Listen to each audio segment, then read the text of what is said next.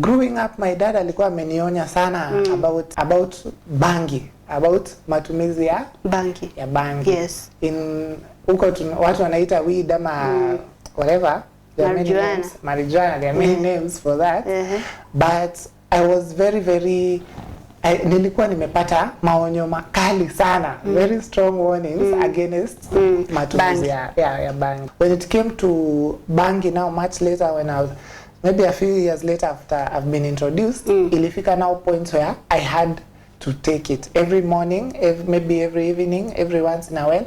I had to go back to that. Addiction is a disease. Ni ugonjwa.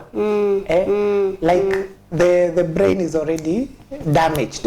So ile furaha ambayo hata a simple thing like chai, kikombe cha chai, ile furaha ungepata na kunywa chai, you no longer, you really don't get it, you know, how party any joy from anything else. The only thing that gives you joy is now kutumia ile kitu ambacho you are addicted to. So yeah, it happens like that. Oh my goodness. Yes.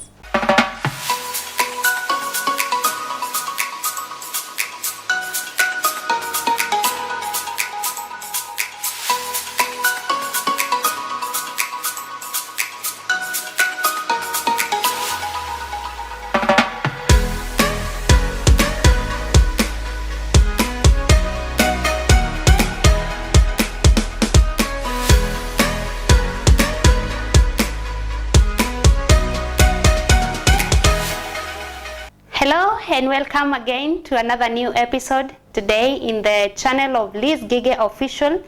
Our program is Light in the Tunnel, where we come and bring lights into people's life. We are here to give hope and to ensure that our people are enlightened. And today I have an amazing guest. As usual, kama kawaida, we normally come here with the people with the testimonies so that you get to be encouraged. And as I always say, that testimony is not bragging. No, it is just giving glory to God who has done this, and to help somebody outside there who think wherever they are right now, like they cannot come out of whatever situation they are in. And that is why this light in the tunnel is here. And just to remind you that today we are sponsored by a company named Montech Media. They are our sponsor in the program of the Light in the Tunnel. And these people are an amazing people. I always tell you, it is very important to save your memories. It is very important to have somebody who got your back. And Montech Media, if you got a birthday, if you got a wedding, if you got an anniversary, and you got that event that you want to save a memory, they got your back. They are called Montech Media. Okay, so today I got an amazing guest. His name is Masharia, a young person. So today siko na wazee. Wazee it's for another day. Today we got a young person who is a very strong man. Tunawaitanga vijana barubaru, and he's here to give a testimony. Masharia, I know him, he's born again, and being born again, he was not born again. You understand what I mean? By saying he was not born again is that when he was born, he was not saved. And now when he was born, he thought, out of many events, he thought, why not give my life to Christ? And today, as he speaks to us, he's born again. But one day, he went into addiction of drugs. And he wants to talk to young people and let us know how he went or he sank into the life of drugs and how he came out of it and decided, I will not just leave the drugs, but I want the Christ who has saved me from what the drug was meant to take me into. So, praise. If you've not subscribed, please subscribe and let us listen to this testimony together. I'm sure it will be out there to change so many young people and just to bring life to them and bring light to them. So this is Light in the Tunnel. Karibu sana. So Masharia, karibu sana. This is Light in the Tunnel. Nashukuru sana. Yes, and we are so much happy kukupata wewe katika the bench today. And yes, you're handsome and you're looking good. Oh, thank you very much, Liz. Yes. It is a great pleasure kukua hapa and to get an opportunity to share my story. Hopefully it will get to someone who needs to hear it, yeah, sure. And they will find light in the tunnel. Very true. Yes. And who is Macharia? Macharia was born and raised where? David Macharia is a young man. I am just now nimefika 30 years old. I was born in Nairobi. Sisi ni Bontao, as we say. Hey. Yes, I've been born and grown in Nairobi, pale tu Kiamombi, just near Kamiti Road there. That's where I've been raised practically all my life. I've not lived anywhere else. Okay. Ni hapo tu nimesomea just there karibu. The primary and the secondary? Yes, nilisomea shule inaitwa Mary Immaculate Primary. Wow. I went also to only one school. That's why I did kutoka preschool hadi class 8 and from there I graduated, nikapata kwenda high school, secondary. Nikasomea that was in Mangu High School. Wow. And you did well in KCPE. Yes, I did very well. I managed to get 446 out of 500. Yeah. Ukakosea tugapi? Kidogo sana. Okay. Sana.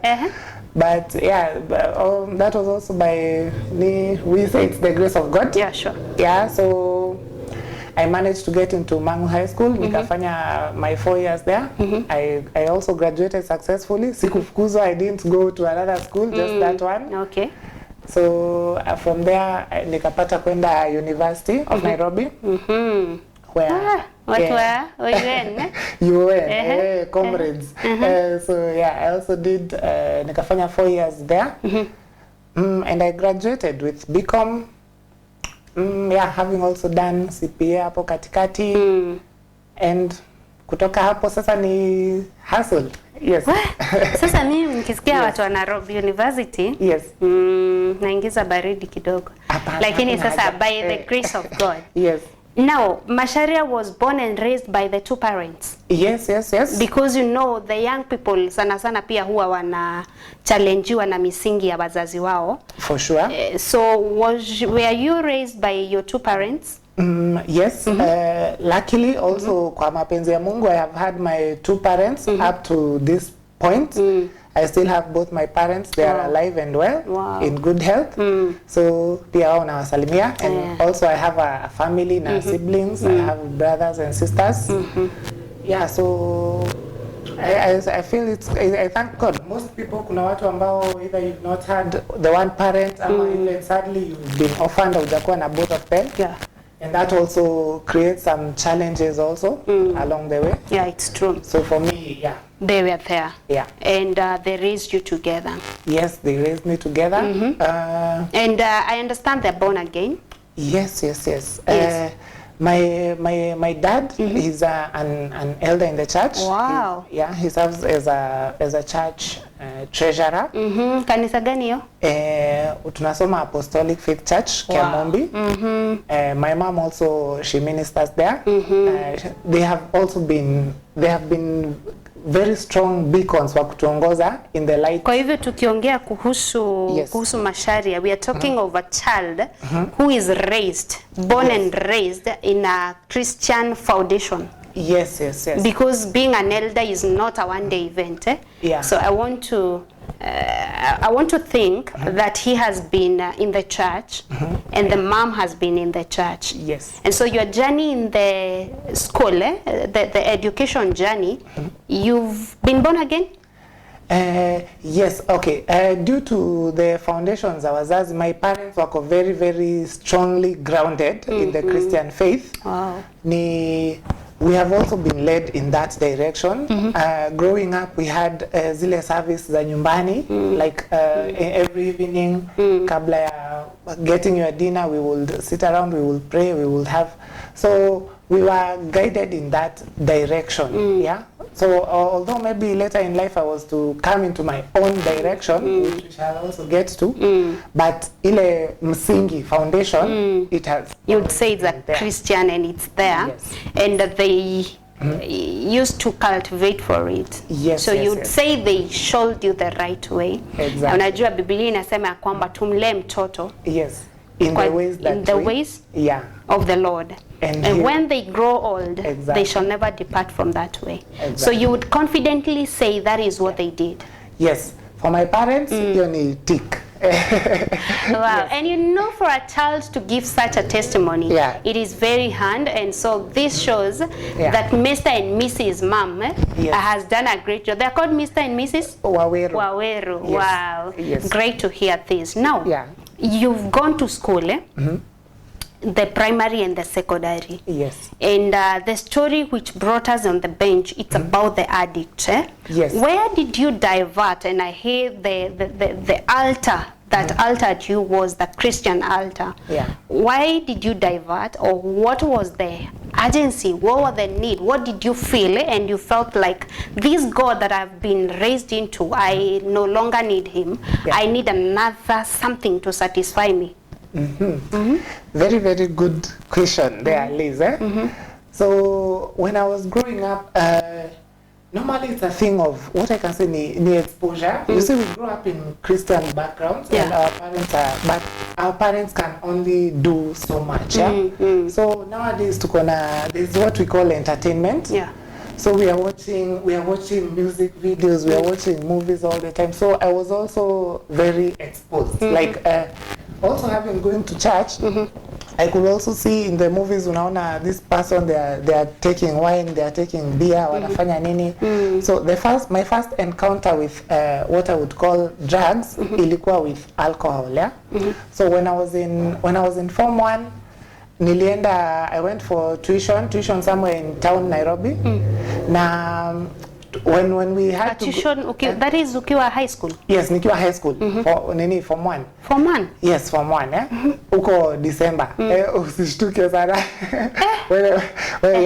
December. So, yes, in December tuition ndio tukapata sasa tulikuwa tunaenda somewhere lunch in town, hizo ma club. So normally most clubs in town, they operate mchana, they operate as a restaurant, then jioni they operate as a club. Yeah. Oh. So during that lunchtime, I had also an elder brother, ambaye he was much more exposed than me. So when me nikiwa in Form 1, he was in Form 4. So yeye mwenyewe alikuwa maybe he has taken beers before. So it is through that relationship, through that experience in town, that I got to taste my first beer. Wow. Yeah, so actually hiyo ndio unasikia hii kitu ni kali sana. I don't want it anymore. But already umeshakuwa exposed there. And having seen it before in music videos and in movies, your guard iko chini. Like you're not like understanding I am getting into something. So that was my first. So conscience yako haikukwambia hii kitu ni mbaya kwa sababu ya where I'm coming from? Okay, yes, that also another very good question. You see the way, like I had mentioned, maneno na music na entertainment, there's a way these things are made to seem like it's not something so dangerous. Wrong. It's not wrong. Yeah. It's not a sin. It's not a sin. So already, na sana it's entertainment. I mean, you just feel like you're just dancing and what is wrong? Yeah. So you don't haujioni we mwenyewe hauoni kwamba that I am now getting into something which may come later to be a problem. Yeah. But I also have to mention that later in life, my addiction actually haikuwa sasa pombe. I came sasa in university, my first year. Sasa hiyo ni Form 4. Yes. Let me get you correctly. Yes. This is Form 4. You've tasted the beer. Form 1, that is. I mean Form 1. Yes. And you've gone back home. Have your parents noticed that there is something you've taken and it's not normal? Haizijua, because first of all it was. Au kulewa? Haizijua. Like for one, it was during lunchtime, yeah. When I'm taking that first beer, and then it's 1. it's only one beer. So later behavior itakam na change na mzazi atajua that my child is on something, but on that first day hakujua. Yeah. So uliendelea sasa, ulisikia iko tamu sana ama iko sawa? Ulisikia, by the way, what made you to go, ulienda back again kutake? So now that we used to, cause now we are in the tuition for like ilikuwa 2 weeks period or so. When we are going now to lunch, tulikuwa tunaenda tunachukua maybe after a couple of days unajipata tumeenda tumechukua moja, my brother takes maybe 2 or so, but now it became a kamtindo. Now you see, previously I was not drinking, previously I was not into alcohol, but now it's already now a part of my behavior. Yeah. So already that change imeshafanyika. Nini ilikufanya unataka kurudi tena? Ni utamu ama ni jinsi ulivyojisikia? Sana sana ni entertainment. Yeah, entertainment too. That's what even happens even with most young people nowadays. Normally for a young person hausikia ati sana ati uko na stress, unataka kupunguza stress ama there is something that you're dealing with. Sana sana it's just form. Young people wanasema form, entertainment, you know. You're just looking these people are doing it. Unatafuta form. Na sana sana also it comes around to the people that you have around you, because if you have someone here and they are taking a glass of wine ama they are taking a beer, it's also much easier for you kufikiria kama haimdhuru, haimuaffect, it's also okay for me to take. Na wakati huu Macharia, unapokunywa pombe sasa, maana sasa kutoka form 1 wakati umeoja ukiwa tuition, natumai umeendelea kukunywa sasa na imekuwa kawaida, na kumbuka umekuwa wa kanisa. Yes. Umesikia katika ule in spirit, like you want to retrieve, you don't want to go to church, you don't feel like church because unajua mtu ujifeel uko na dhambi, because you know that thing is not right, especially kama umelelewa kanisani. Na sana sana kama ulikuwa umeokoka. Maybe tuanze hapo, ulikuwa umeokoka? Sasa nilikuwa nimeokoka, yes. Ama ulikuwa wale watoto wa elder sasa tunawaokekeshanga changu. Huyo mtoto wa elder, huyo mtoto wa pastor ameokoka. Ameokoka pia. Exactly. So for me siwezi kuwa nimesema that I had taken a personal decision. Sikuwa nimeamua kivyangu kwamba nimeokoka. Na what I can say about my wokovu wangu by that time, haikuwa, it was not necessarily that personal decision. Sikuwa nimepata, as you said, encounter ambayo ingenifanya mimi mwenyewe kusema kwamba personally I am saved, Christ is my savior. So I was still just going with the flow. Kwamba wazazi wameokoka wanasema twende church, so we are also going in that general direction. Yeah. So now you have moved from high school, Yes. With that alcohol taking, you've gone to university. Yes. Umepita mtihani wa kidato cha 4? Yes. Nilipita. I did very well. I got an A-, which is not what I would have wanted. For an A student to get an A-, see, okay, it was not up to my potential. I know I could have done better. But going forward, nika qualified. I got into University of Nairobi. Tulikuwa pale School of Business in Lower Kabete.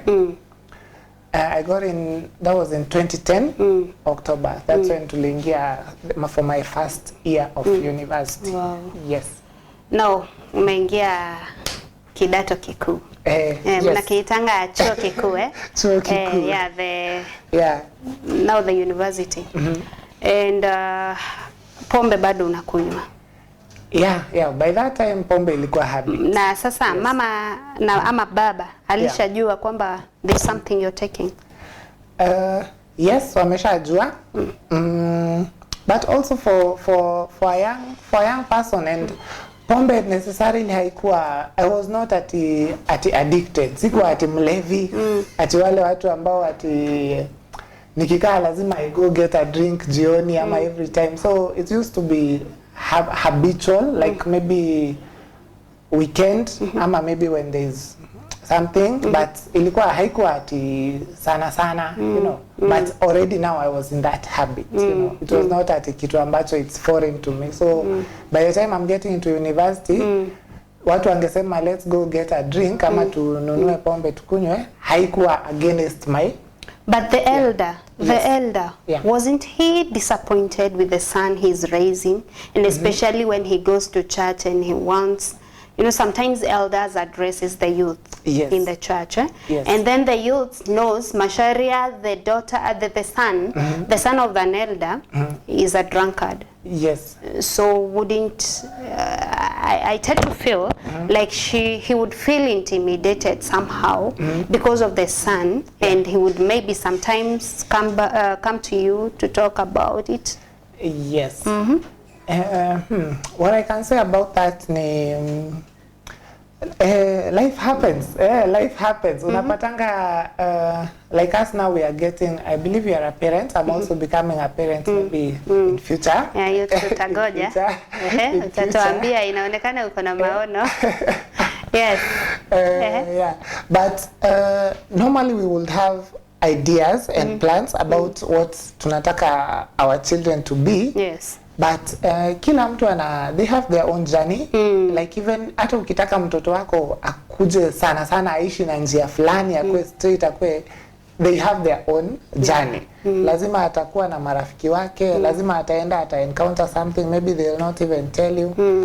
But life just happens. What I think ni, even during that time, God usually has a plan ambayo anataka mtu apitie so that they can get you to that certain place that they want you to be.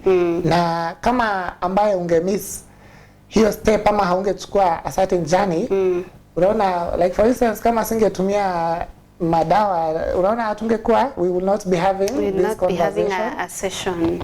Yes. Now you've gone to university and still you're a drunkard, would say. Yes. Hata kama unaniambia uko mlevi kabisa.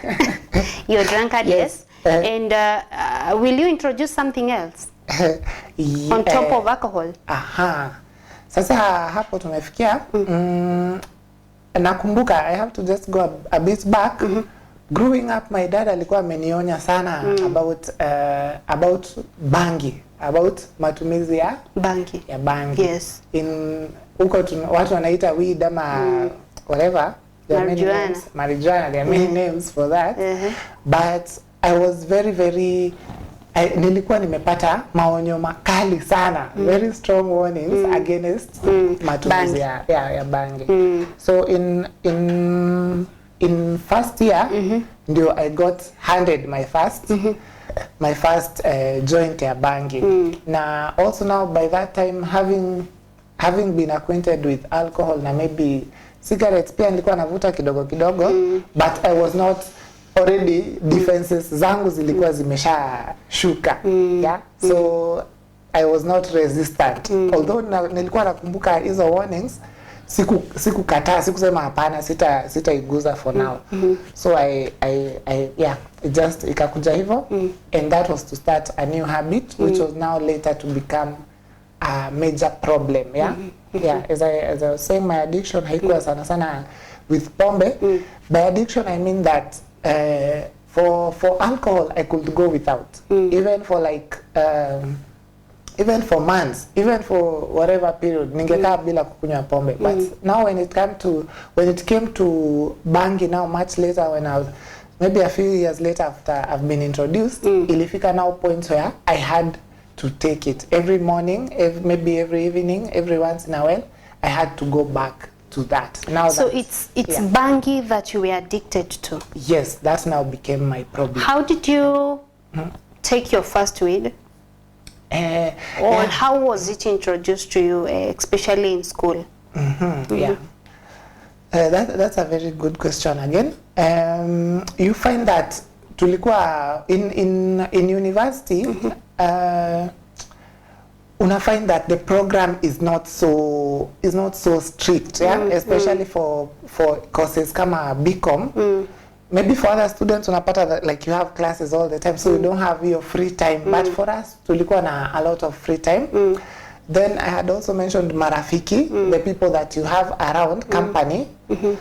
So it became easier. So we were in the company of some friends, and we were normally ile kitu tulikuwa tunachukua sana ni pombe, because us we had known nini pombe. But now when one person in the group anatokea anasema maybe you should try and smoke this, and it's being passed around, when it gets to me now, sikusema ati I'll not try this. Kwa hivyo ni mtu alikuja na kawid, mkavuta. Yes. Nyinyi nyote. Yes. Kwa hivyo hapa ukapata kiojo. Yes, that's how it happened. One of the students alikuwa nayo, akaiwasha, akapatia watu. Then as it came around, and even hata kuangalia kuona hao watu they are also taking it. Wote wamekunywa. Yeah, so when it got to me, sikusema ati hii kitu itakuja kunisumbua baadaye, but I just took it, and yeah, it happened like that. And so, what was your first feeling? How did you feel? Hey. How did you feel? Because you see, wakati tuseme mimi nimekunywa chai, tutumie tu chai. There's that taste. Ambao nimesikia, and there's that quench, nimepata, and then I feel tomorrow, you see that tea that you made for me, I want the same tea. You see, there's always that thing that makes you want to go back again. That first feeling yenye nilisikia ilikuwa ni kama ambayo you have been taken out of your consciousness, umeacha kukua conscious. Ni kama venye it's just like the way you feel when you drink alcohol maybe. Ni kama tu ambayo what can I don't even know how I can describe it, but ni kama umeinuliwa from your own consciousness. Yeah, now you are no longer that conscious. You are where you are, but it's not like you are there. You're just somewhere else. It's ni kama ambayo zone out of reality. You're no longer. So it's, wait. Yes. At this time, you're not remembering where you're coming from. You know, I'm digging the roots. I'm digging the roots, Yes. Because I always believe a foundation makes a house to stand. Yes. You see, kuna kale tu kakitu kana kuambianga, kumbuka pale. Kumbuka mahali umetoka. Sure. That thing that tells you your foundation. Although you're saying that you're zoned out, I'm sure you will come back. When you come back and realize what I've done, and especially being the first time. Yes. I've already tested it. I know it's wrong. But now I remember where I come from. My roots, my dad, my mom, my siblings, my church, you know. Did you have such meetings with yourself? Okay. Now that's once again naona unauliza maswali muhimu sana, So at that time, as I had mentioned, mtu akiwa at that point, you're not necessarily haufikiri vitu mingi sana. You're just looking for entertainment. Unajua, it's now coming to a place where maybe I'm not in a class at that time. Ama the schedule ya masomo, it's not so hectic that it requires my attention all the time. So uko na hiyo free time, and you know, it's just for a young person who is in that place, unasema it's just like the way you can say tumeboeka, put on the radio, we listen to some music. Unajua, you're not necessarily thinking that, you know, I want now to disappoint my parents, I want to get into this direction. Apana, you are just bored. Happen too. You're just bored. Na you mnataka entertainment. That is normally just how it happens. So you don't say that, you know, yes, unakumbuka hizo unakumbuka mafunzo yote ya wazazi, and it's still somewhere the warnings, it's still somewhere at the back of your mind, but unajua even with a warning, you can warn someone, don't do this, but for them, hajui exactly what you mean by that. Unajua, they may not have seen maybe mtu ambaye alidhuriwa na chenye you are warning them against. So it is not until they themselves they come to that place now wagundue hiyo effect that they think, wow, okay, my dad was really right on this specific thing. When you see now the otherly is whatever thing you're being around. Exactly. Yeah, and I think I'm taking this story of yours with the story of Adam and Eve and how God told Adam not to eat a certain fruit, and the snake, we see the snake coming and trying to convince Eve. That, do you know why God said that you should not take this fruit? Because of 1, 2, 3, and he tries to fake an advantage. And so the wife, Eve, could see, why not try it out? Until now she's taught, and he makes the entire clan be taught by the repercussions. Now, at that point of time, that is when you realize, now I've messed. I've messed. It's actually now true. You've taken the first weed and you've tasted and you've zoned out, as you say, and you're back and you feel you want again, you want again, you want again. Was that the feeling, or how did it continue? It happened slowly by slowly. I didn't exactly feel that now I want to go back to this at immediately ama the next day ama the other day.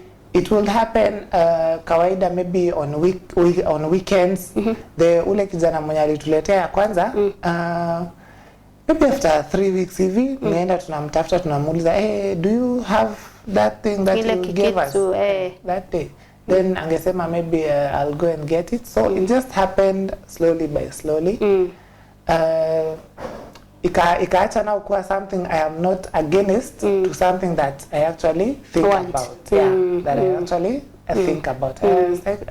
Now the actual one sasa ilikuja baadaye after I had now began using and now even having, now rather than going to that person kumwambia I want what you gave me, nataka direct supplier. Now I want, now when I want I have now mine. Staki broker. Unataka supplier mwenyewe udili na yeye. Staki broker hapo katikati. I want to have my own. So it just happened pole pole. As I had said, you don't realize, like what I can say at this point, addiction is a nishimo deep sana, and as it is with deep situations, hauingiangi tu mara moja ati puu umeingia. It's just, step by step, pole pole. First you take the first one, then you realize that you are calling this person maybe after some time. Then now you have your own, then you are even having a stock kadogo such that in case now someone wants from you, they don't have to use ile yenyewe umejiekea. Like you can give them their own na still we mwenyewe ubaki ukona some of it for yourself. So by the time we could call you an addict of the bangi, how often would you take it?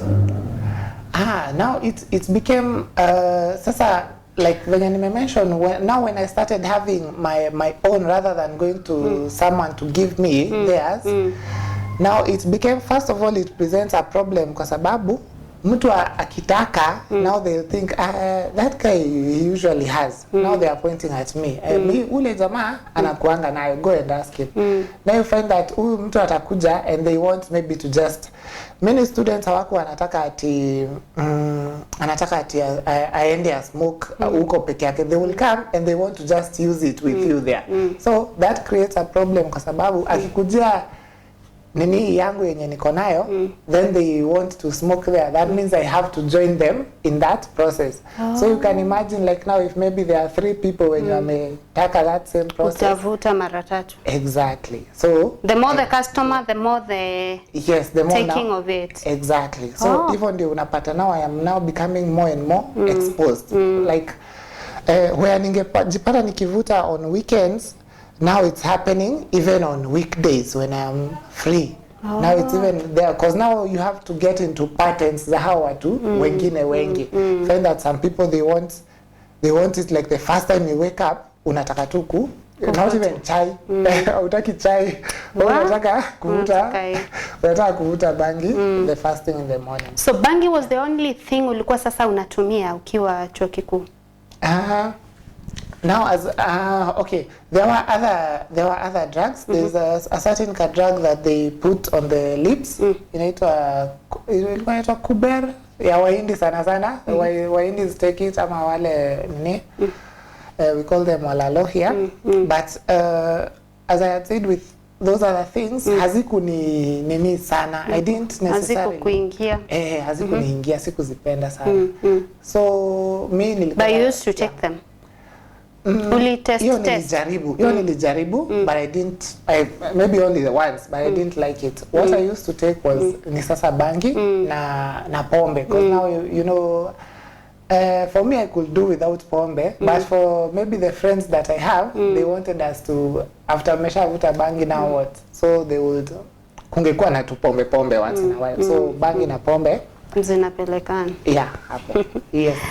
Oh wow. Yeah. Wow. And now you are already an addict. Yes. You were already an addict at that point, eh? Unfortunately, yes. Oh my goodness. And was at that particular time, would you go to your mom's home? Sasa juu ya, because I believe, sorry, I believe with the addiction, I don't know what happens, but you find these guys, they even don't shower. They're so dirty. They even don't shave their hairs. They don't know about their nails. I mean, wholesomely, they are not neat. Sure. It happens like that. Sana, it's a thing of lifestyle.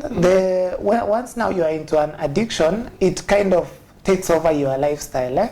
Kwamba, like that is the only real joy that you get. You know, like the way you've mentioned. So now a conversation with your mom, with your dad, it's now no longer haikufurahishi. Like you can be there, you can talk to them, but there's no real connection. There's no relationship. You know, like it even comes to a point where you feel like they don't even understand you. But now you are at that point, uko so much deep into the addiction that now you are losing touch of reality. Sasa kwamba how would need, okay, you need their neatness, kukua well groomed. You don't necessarily have that. Especially as a child of an elder. Yeah.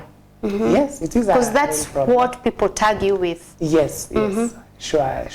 So you start feeling like that is not necessary. This is my new lifestyle. This is how I want it. You fail to appreciate yourself. Okay. Unajua now when I later came to change, I had to go to rehab. Nilisoma that we learned that it is actually a disease. Addiction is a disease. Ni ugonjwa. Like the brain is already damaged. So ile furaha ambayo hata a simple thing like chai, kikombe cha chai, ile furaha ungepata na kunywa chai, you no longer, you really don't get it, you know, how party any joy from anything else. The only thing that gives you joy is now kutumia ile kitu ambacho you are addicted to. So yeah, it happens like that. Oh my goodness. Yes. So now when you go home from school, and the parents are trying to approach you to maybe put some senses in you, would you have such seats, or would there be an attempt from the parent? Normally there will be there, lakini what happens with young people, and especially watu ambao ni, I want to use the word smart, is that they can hide. A young person, like, they can hide, anaweza fanya kitu na anajificha.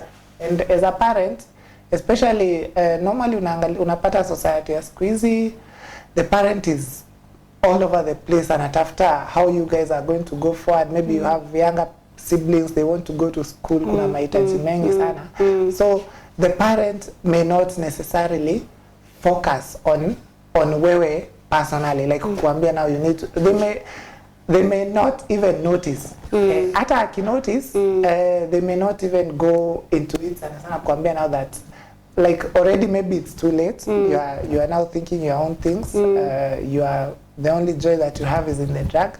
So hata akikuja kuambia you know you need to stop this ama nini, it may have little effects. Yeah. I agree with you. Now, at what point, or who saw the necessity of going to a rehab, or how did you end up to a rehab? Okay. So now nimemaliza, nimesoma, nimedevelop your mtindo, but still I have despite all that lifestyle change, despite drugs na addiction and everything, manage kumaliza my university education. Graduate. Nimepita. Nimepita. Ulikuwa chopi bado. Yeah. So despite even being high na being all over the place, manage, nimesoma na nimepita. So I've graduated. I've got honors, upper class honors. Na BCom, Yeah, BCom. Now we are out there in the world, and now it's a different place. You know, now in university. Yeah, sure. It's totally different. Exactly. Life got ground. We was different. Yeah. So in university, you know, hata hakuna mtu alikuwa anageuka akisikia mnavuta bangi ama mnakunywa. But now in the real world, kwa ground, vitu ni tofauti sana. So I get a job first. I got a job somewhere in a bank after searching for a while. But for different reasons, I could not hold down the job. Actually resigned. Then I tried to do my own business. It is now there that the addiction now became a real problem. Because now I am at home. I'm first of all living with my parents. Na meamka kijana anavuta bangi. Now you see, now even now society starts bearing down on you. Because now they are there, they are telling my dad, kijana wako ako nini, you know, anatumianga bangi. Now the pressure is there. Now the behavior change now becomes the behavior change is now an issue. It's like ni kama venye we give an example, like a ship going this direction, zinaweza anza zikiwa mbili at the same place, and they divert just kidogo, but as they go much further, that little gap inakuwa much bigger. So the behavior change now became a real problem. Hata like now I'm niko mkubwa kidogo. I was like really thin.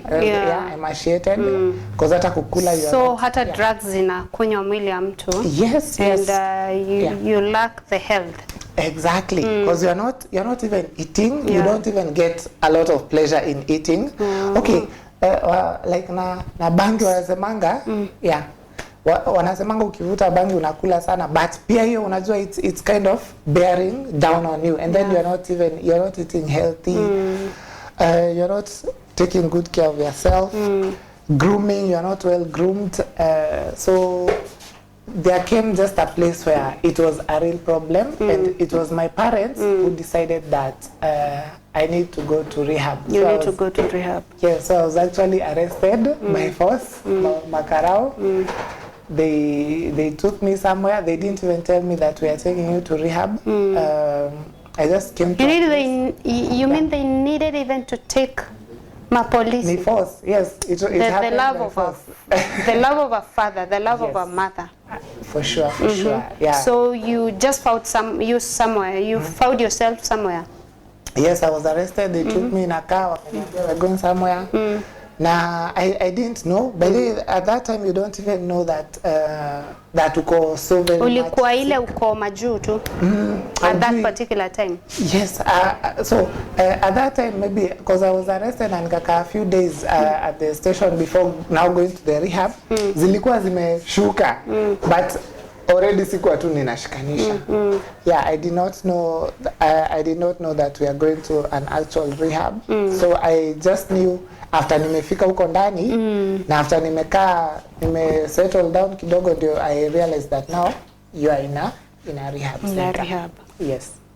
Na rehab sasa umefika. What would they do to make you calm down and maybe move out of the addiction? In just a summary. Yeah, so at the rehab, first of all, kwa hiyo environment, you don't have access to the drug. So there you can't take the drug anymore. So kwanza ni ujikaze kwanza hivyo. But now they have wako na madawa za withdrawal. There's a way that they treat the actual disease. So for the rehab, because they are professionals, that's what they do. Kuna madawa, sometimes they even have shindano wanakudunga na you just calm down na you don't take. So for a period, I stayed there for 3 months. So for a period you adjust now to life without the drugs. Yeah. Also they give counseling. I was about to ask that.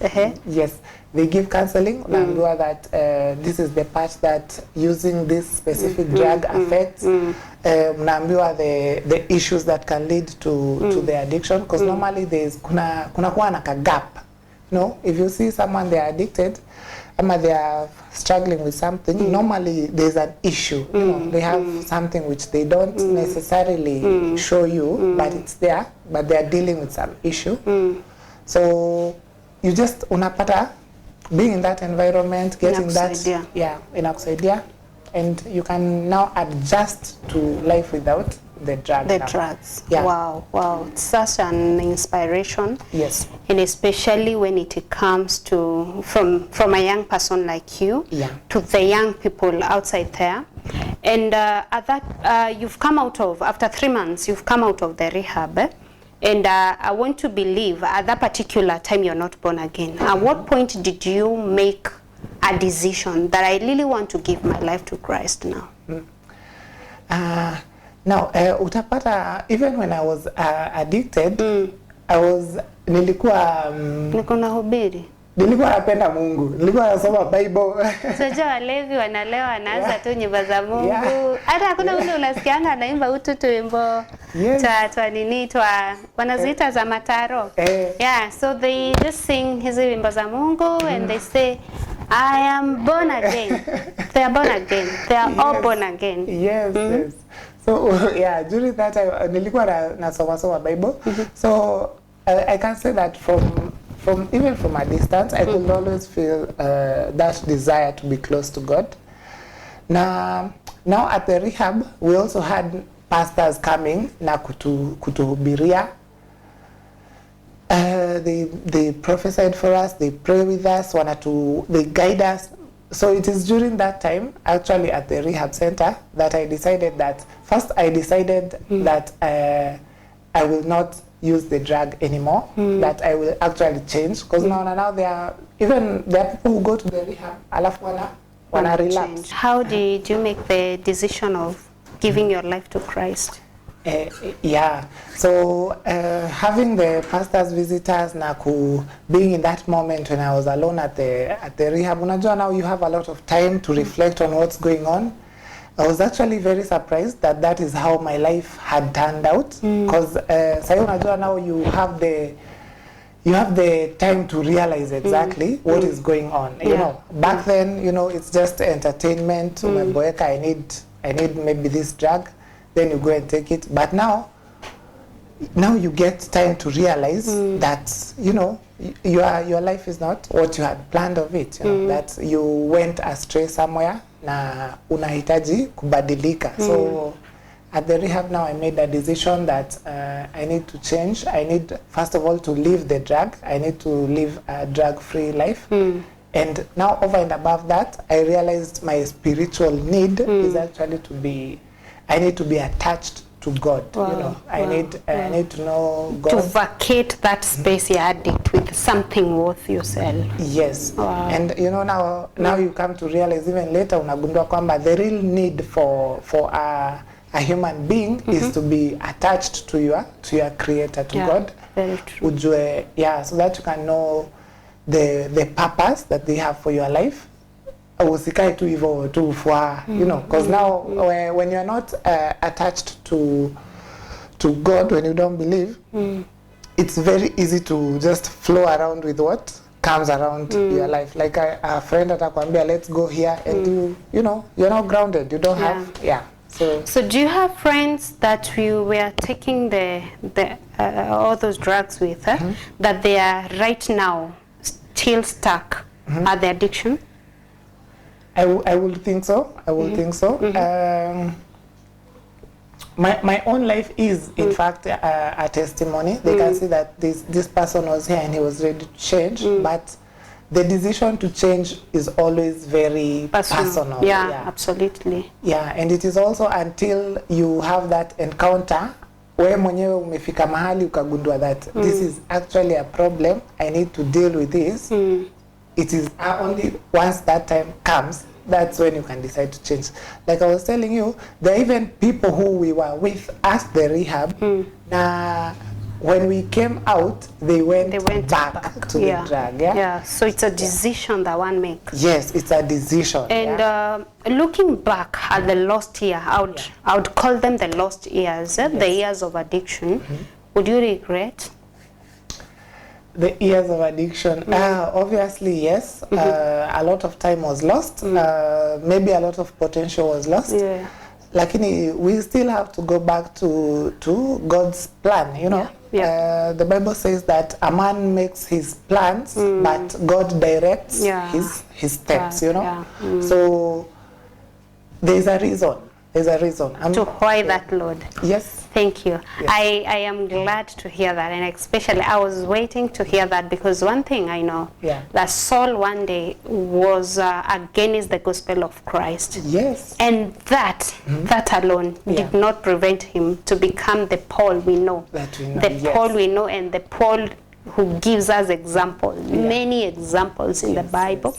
And so a journey that we walk, it's in God's plan. But as you say, it's a personal decision to change and to become a better person. Because also Paul made a decision. Hata kama alifinywa akafosiwa to make that decision. In one way or another, a person is just squeezed by God and molded. We are all potters. You remember one day I was telling you we are potters. We are clay in potter's hands. And so he molds us to become what he really wants us to be. And as a singer said, that we are work in progress. And I believe even right now, you are work in progress. You are not where maybe you could have wanted to be when you were schooling, when you were growing up, when you made a decision of coming to Christ. So we are work in progress, and really he's taking us to places that he really wants us to be. Now, as we wrap up, what would you like to tell to this young person, to this young lady, to this young man that feels that he gets satisfaction in the addiction or in the world of drugs? And also, could be you can speak to a parent, depending on how you saw your journey, your journey in drugs with your parents. How would you also say to these parents? For the young person,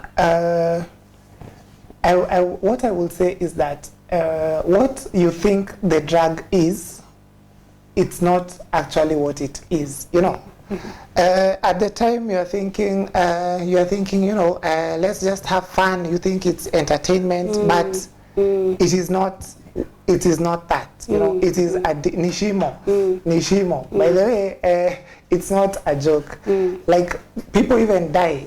Actually, people even die. Unapata mtu alitumia bangi akaenda akafanya kitu na he's normal, and they are someone's son, they are someone's daughter.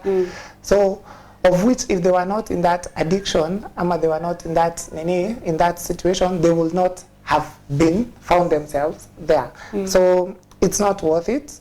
Kama haujaanza kujaribu, if you've not started taking, you know, don't go for it. You know, don't go for it. So if you are already there and you are struggling with that, make the decision come out. You can be much better. You can raise a family. Unaweza kuwa someone's father, someone's mom. You can be a responsible, person in future. And your talents are needed. What you have within you, the potential that you have, it's needed somewhere. So just make that decision. It's possible to I've even had people, the person did not even go to rehab. They just decided that I need to change, and they changed. So if you make that decision, make it right now. Don't say ati because watu wanasemanga acha nikunywe ya mwisho leo, then nitaacha after hiyo. No, there's no. So it's about decision making. Yes, it's about and decision to the parents making. Yes, to the parents. What I think is most important for if you are dealing with a son or a daughter who is in addiction, it's understanding. Just you have to try and understand what is going on through their minds. Have communication, have conversation with them, create that relationship. I envy the wale parents unapata when their daughter goes somewhere, I'm going to meet this person. So it's much better for you to know than not to know. Because now even when it comes to a point that your son or your daughter is using this drug, you'll now you'll be in a position to know.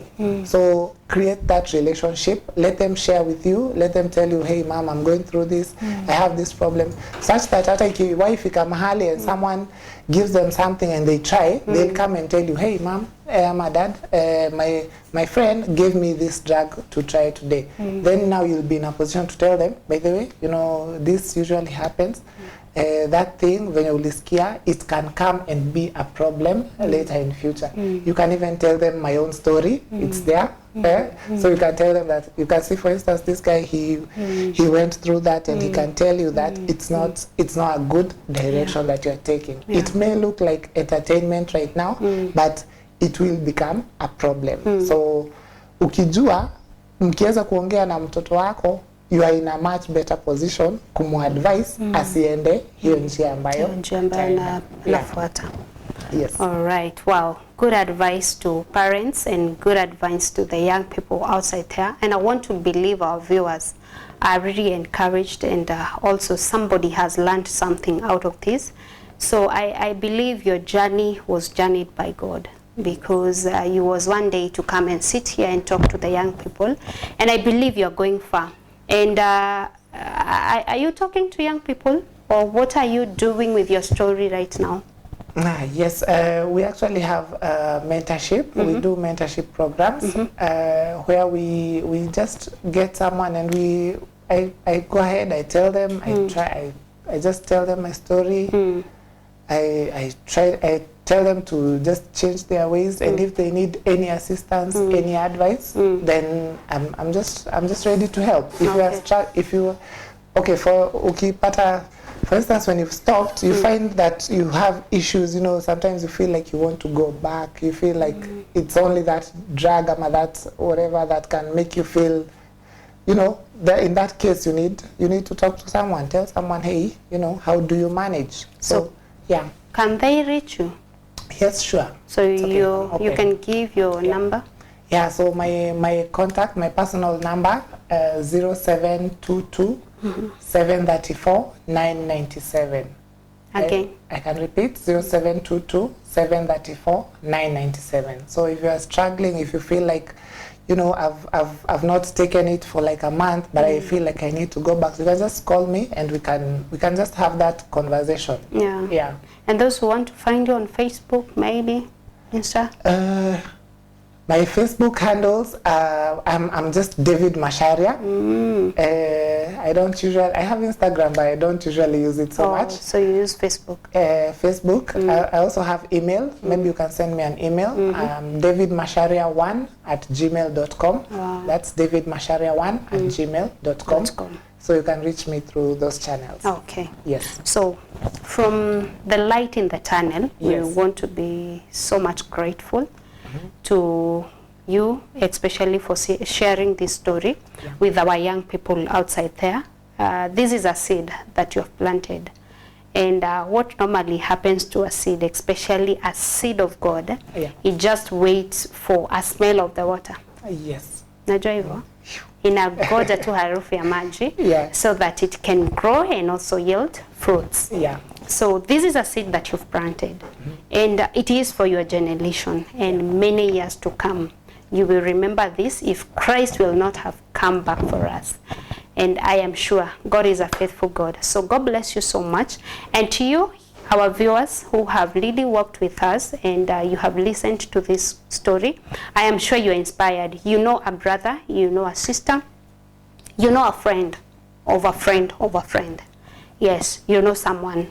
If you're not infected by this agune, you are affected somehow because your friends, your cousins, your sisters, your brothers are somehow into this. And this is something that is happening to our young people. So I would pray and request that you take precautions, because addiction, it is, as you hear from Macharia here, it is like a disease. And when it comes a disease, it is a disease actually. He tells me it is a disease.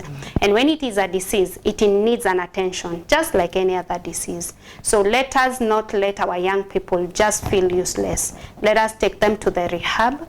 Let them get started once again, and they can stand. He has stood again. He made a decision. Let us help them make a decision, and a wise decision that is lasting for long, and one decision that is for sure, and one decision that I know that has helped Macharia and can attest. It is giving his life to Christ, who is a fresh water that refreshes, right? And it is more than anything that you can take to quench your thirst. So Christ being at the center of it, and as we normally say in this channel, that he is our light, I know we can get out of this darkness of addiction. And so until you make a decision, until we help someone make a decision, this will continue being a darkest moment for our young people. But when you make a decision to let the light shine on you, then you're out of it, and out of it for sure. So God bless you. If you've not subscribed, unajua kwetu hatujuangi kusema subscribe. No problem. If you've not subscribed, please consider subscribing to this channel. Click that notification button so that anytime we upload a new video, you will be the first person to get to know about it. So God bless you for your support and for everything that you have done to make sure that this channel is growing. We'll keep bringing new stories and great stories to inspire you and also to learn. God bless you so much. Until next time, what do you say? Bye-bye.